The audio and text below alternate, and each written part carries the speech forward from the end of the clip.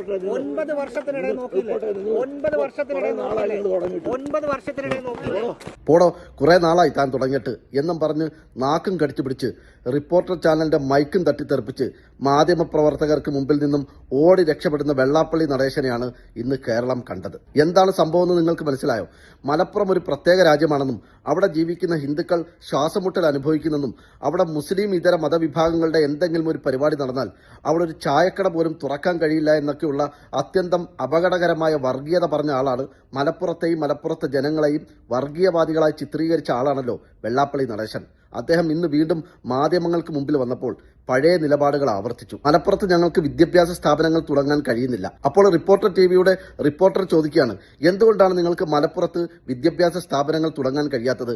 അവിടെ നിങ്ങൾക്ക് സ്ഥലം വാങ്ങാൻ കിട്ടാത്തത് കൊണ്ടാണോ? അതിന് മറുപടിയായി നടേശൻ പറയുകയാണ്, അത്തരം പ്രശ്നങ്ങളൊന്നുമില്ല, ഞങ്ങൾക്ക് മലപ്പുറത്ത് സ്ഥലവും സൗകര്യവും എല്ലാം ഉണ്ട്. റിപ്പോർട്ടർ വീണ്ടും ചോദിക്കുന്നു, പിന്നെ എന്താണ് പ്രശ്നം?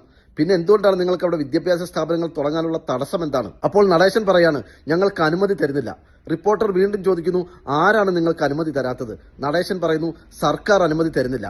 റിപ്പോർട്ടർ വീണ്ടും പറയുന്നു, അതിനിപ്പോൾ ഭരിക്കുന്നത് പിണറായി വിജയൻ സർക്കാരല്ലേ? ഉടനെ നടേശൻ പറയാണ്, ഈ സർക്കാരല്ല, കഴിഞ്ഞ സർക്കാർ ഞങ്ങൾക്ക് അനുമതി തന്നില്ല. അപ്പോൾ റിപ്പോർട്ടർ പറഞ്ഞു, ഇപ്പോൾ നാട് ഭരിക്കുന്നത് പിണറായി വിജയൻ സർക്കാരാണല്ലോ, കഴിഞ്ഞ 9.5 വർഷമായി കേരളം ഭരിക്കുന്നത് പിണറായിയാണ്. അപ്പോൾ ആ പിണറായി വിജയനല്ലേ നിങ്ങൾക്ക് അനുമതി തരേണ്ടത് എന്ന് അദ്ദേഹം ചോദിച്ചതും കാര്യങ്ങൾ കയ്യിൽ നിന്ന് പോയി ഉത്തരം മുട്ടിയ വെള്ളാപ്പള്ളി നടേശൻ നാക്കും കടിച്ചു പിടിച്ച് മൈക്കും തട്ടിത്തെറിപ്പിച്ച് പോടോ, കുറെ നാളായി താൻ തുടങ്ങിയിട്ട് എന്നൊക്കെ പറഞ്ഞ് പ്രകോപിതനായി മാധ്യമപ്രവർത്തകർക്ക് മുമ്പിൽ നിന്നും ഓടി രക്ഷപ്പെടുകയാണ് ചെയ്തത്. നോക്കൂ, എല്ലാ വർഗീയവാദികളുടെയും അവസ്ഥ ഏതാണ്ട് ഇതുപോലെയാണ്. അവരോട് കൃത്യമായ ചോദ്യങ്ങൾ ചോദിച്ചാൽ നാളിതുവരെ അവർ പറഞ്ഞതും പറഞ്ഞ് പരത്തിയതുമായ മുഴുവൻ നുണകളും ചീട്ടുകൊട്ടാരം പോലെ തകർന്നു വീഴും. പിന്നെ അവർക്ക് പിടിച്ചു നിൽക്കാൻ കഴിയില്ല.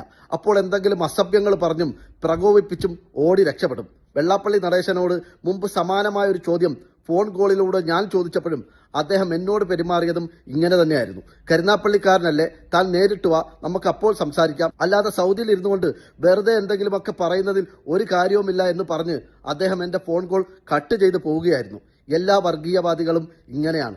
ചോദ്യങ്ങളെ അവർക്ക് ഭയമാണ്. കൃത്യമായ വസ്തുതകൾ നിരത്തി അവരോട് ചോദ്യങ്ങൾ ചോദിച്ചാൽ പിന്നീട് അവർക്ക് മുമ്പിലുള്ള വഴിയെന്ന് പറയുന്നത് ഫോൺ കട്ട് ചെയ്യുകയോ മൈക്ക് തട്ടിത്തെറിപ്പിക്കുകയോ ഒക്കെ ചെയ്തിട്ട് വണ്ടിയിൽ കയറി രക്ഷപ്പെടുക എന്നുള്ളതാണ്. എന്തായാലും ഇന്നത്തെ ഈ സംഭവത്തോടുകൂടി വെള്ളാപ്പള്ളി നടേശൻ ഇനി മലയാളികൾക്ക് മുമ്പിൽ വന്നിട്ട് ഞങ്ങൾക്ക് മലപ്പുറത്ത് വിദ്യാഭ്യാസ സ്ഥാപനങ്ങൾ തുടങ്ങാനുള്ള അനുമതി കിട്ടുന്നില്ല എന്ന പച്ചയായ നുണയും വർഗീയതയും പറയില്ല എന്ന് നമുക്ക് വിചാരിക്കാം. ശ്രീ വെള്ളാപ്പള്ളി നടേശൻ, താങ്കൾക്ക് സാമാന്യ ബോധം എന്നൊന്നുണ്ടെങ്കിൽ ഇനി താങ്കൾ ഇത്തരം വർഗീയതയും നുണയുമായി മലയാളികൾക്ക് മുമ്പിൽ വരില്ല, വരരുത്.